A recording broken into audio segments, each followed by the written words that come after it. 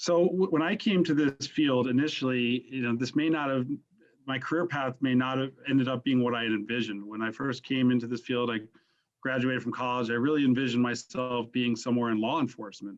And I, like most people, I put applications out and I end up in an organization and I start doing reentry programming and found that I really loved it. I loved the work we were doing. I loved the research behind it. I loved seeing things that were evidence-based and what we were able to do to make an impact. And when I thought about, going into some form of law enforcement, I really thought, here's how I can make the most impact. And then finding my way into programming with individuals in the criminal justice system, I found that I was making that kind of an impact that I wanted to make, and being able to see it, being able to see the accomplishment of, be part of that from other people, being part of a community that was, improving the lives of others and improving the safety within our community.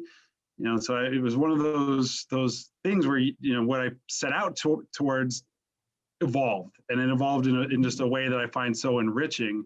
And when I think to myself, where I was kind of locked in on this is one period of time where I was at a graduation for our participants, and a graduate at the end of a speech he gave on his accomplishment unfolded a photograph of his newborn and said, this is why I'm doing this is why I did this program. This was hard, but this is why I'm getting up and doing this every day.